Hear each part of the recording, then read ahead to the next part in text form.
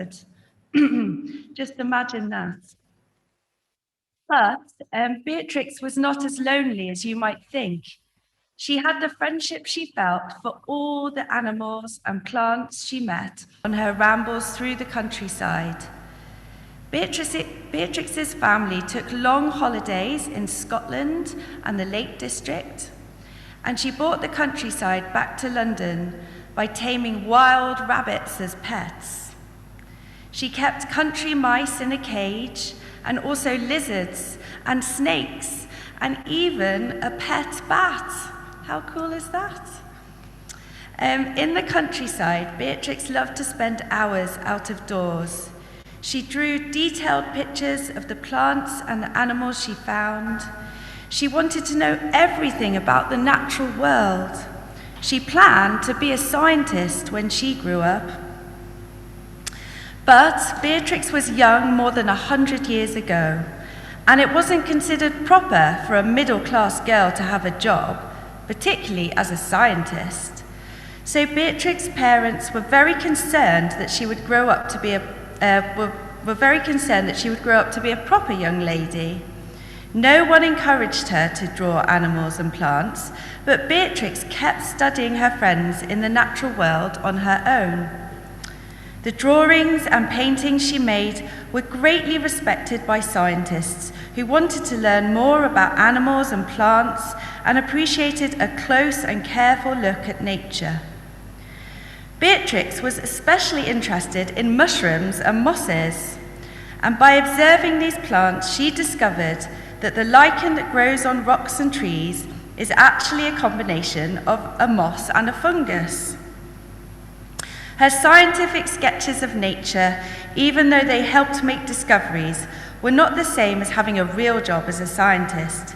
But when Beatrix was grown up, her loving attention to the natural world earned her a different success that she had ever imagined. In 1893, Beatrix sat down to write a letter to a 5-year-old Noel, and Noel who had been sick in bed for a long time. And this is the bit that really speaks to me. She says, she started her letter, "I don't know what to write to you, so I shall tell you a story about 4 little rabbits whose names are Flopsy, Mopsy, Cottontail, and Peter. Have you ever heard of these little rabbits?" Well, Beatrix Potter made them up based on rabbits she had watched closely and on her imagination. And she drew Noel a picture of the 4 young rabbits and their mother. And so out of that kindness began the tale of Peter Rabbit, which I'm sure you all know, and children and adults have been enjoying for more than 100 years.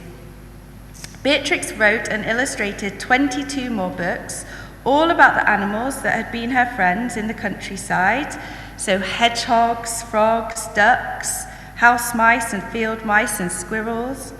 She knew them very well from spending time among them and observing their ways. Beatrix earned enough money from her books to buy a farm in the Lake District, a place that she had loved. She raised sheep on her farm, and over time she bought more country land to keep it as a natural home for animals and plants and not used for factories and houses. And when Beatrix Potter died in 1943, she gave 4,000 acres to the National Trust, which protects and preserves beautiful natural lands. If you travel to the Lake District today, you can even visit Beatrix Potter's farmhouse. You can walk in the countryside, just as she did so many years ago when she was a young child. Yet you need only to open one of her books and her stories to meet the animals and plants that she loved. And by observing, loving, and drawing her friends, she preserved her connection with the world of nature for children like all of you and all of us to share. And so with that in mind, and I'm sure you can picture Peter Rabbit in your mind now with his little blue jacket, we have some time, if you have pen and paper, to think about the animals that you share a connection with. It does sound a bit cheesy, we're all young at heart, but I'm sure one comes to mind. Are there animals that you've spent time with personally, or ones that you've come across that you feel a special connection with? Do you think you could draw an animal from your memories or experiences like Beatrix Potter? It could be something you did as a child or as an adult.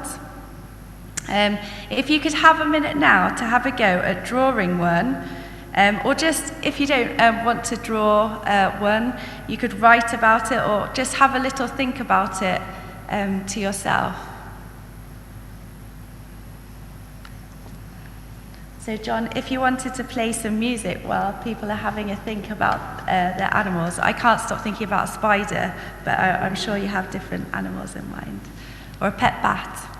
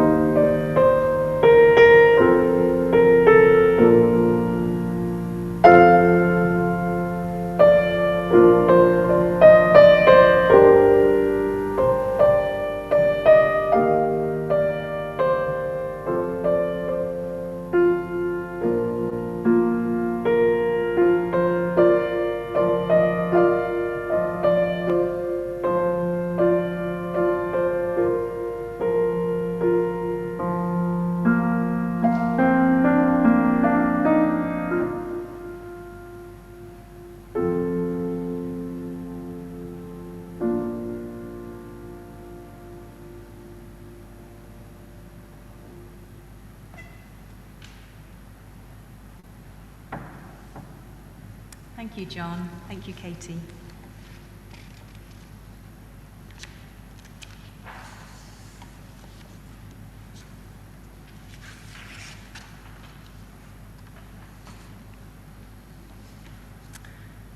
Now we have another story, and this time it's an original from a chapel member.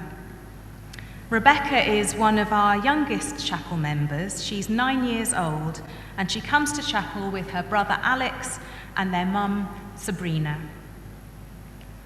Her mum shared this story that Rebecca wrote for a competition, and when we saw it, we wanted to share it with you too. The elderly woman sat by the cosy fireplace on her decaying armchair, waiting for her two grandchildren, Alfie and Suki. Come on, kids, don't dilly-dally, time for your story. The two hyper kids came rushing in, practically on top of each other. Yay, we love story time. What story are you going to tell us tonight, Grandma? Alfie asked. Yeah, tell us, Suki added. I'm going to tell you about the old earth. Grandma replied mysteriously. Ooh, where is the old earth? The twins asked in unison. There was a long, eerie silence. Gone, Grandma replied as she slowly rocked in her armchair. How did it happen? Suki asked. It all started in the 2000s, when people stopped caring about the earth. Littering was a big problem back then. There was also a great deal of global warming going on. My father believed that world leaders were going to do something about it, but some didn't care and thought that climate change didn't exist. But I knew what would happen to us, what would happen because the world leaders didn't act fast enough, and so the earth died. Wow, Grandma, do you know where the earth is now? Suki asked. Grandma nodded slowly. Silence. Well, where is it? Alfie questioned. Grandma hesitated, then finally said, "Look out of the window." The twins slowly approached the window. Alfie nervously drew the curtains and saw that what was once called Earth was grey, dull, and lifeless. If only world leaders had done something sooner.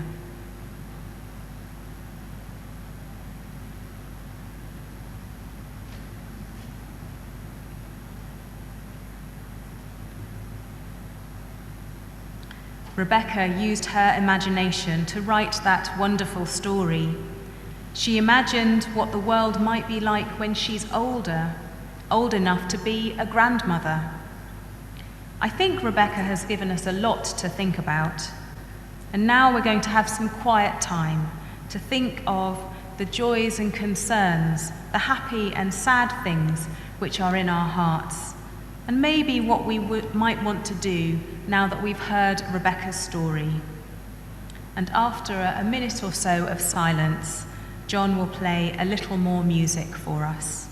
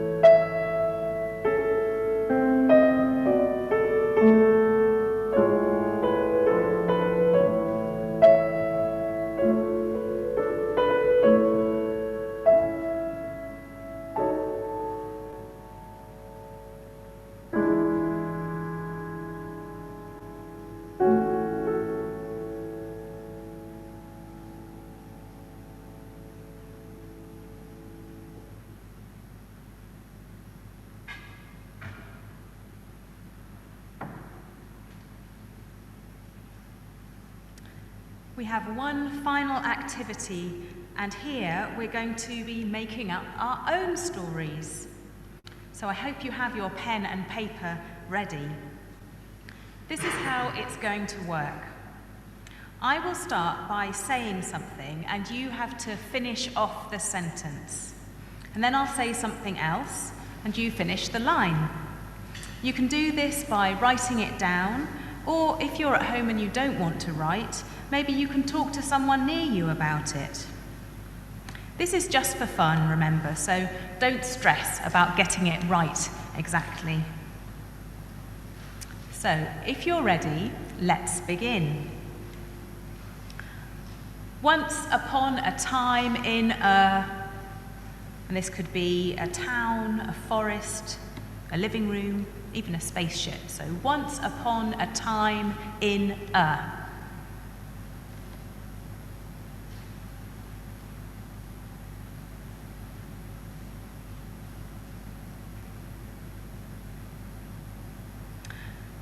There lived a duck named Bob.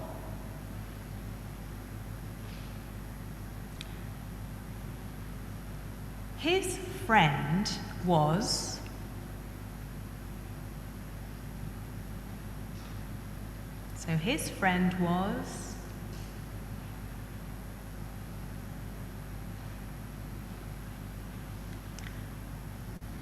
Bob said,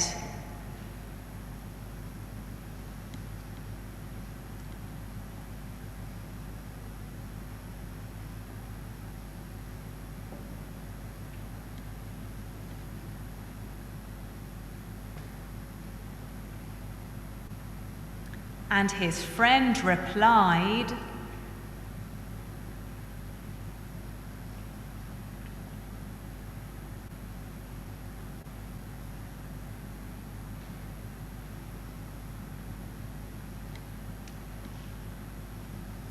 but, and here you might think of a little problem that they have, but,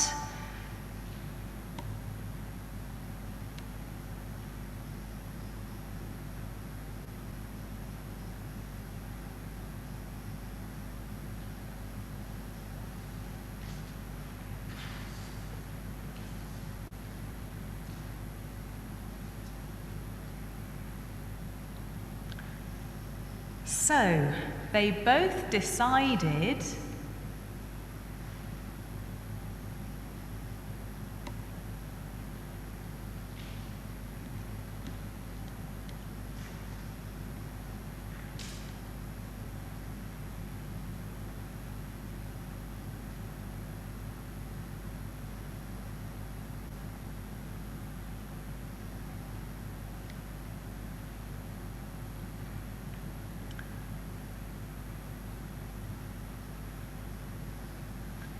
and in the end,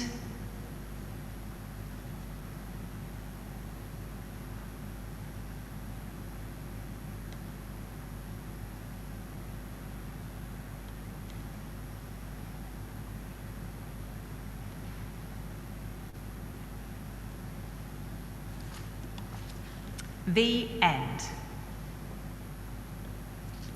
There's certainly a lot of scribbling going on inside the chapel and hopefully at home as well. I'd love to hear your silly stories, and I'm sure Katie would as well, so do email them to me if you'd like to. We're going to perform our final hymn together. I'm afraid people in the chapel can't sing along to this hymn, although apparently as a professional I can sing a little bit. But this hymn has some actions, and so I do hope everyone will join in with the actions. I'm going to ask Katie to stand up to follow along, and actually maybe we all stand up for this one. It's Peace Like a River.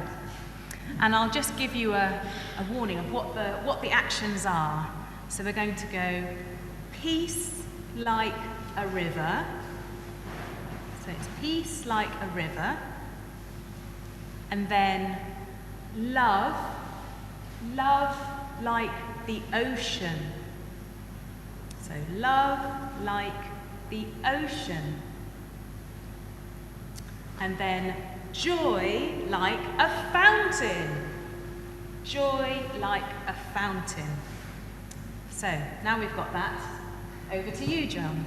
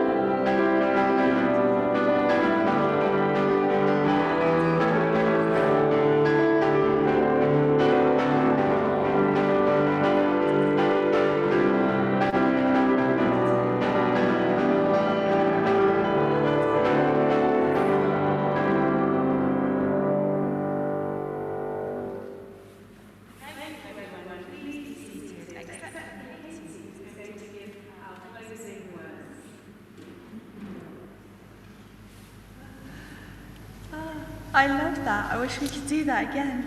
It's fun. Maybe after. Okay. Do I extinguish the chalice flame after I just say the words? Okay. So as we leave this friendly place, love give light to every face. May the kindness that we learn light our hearts until we return.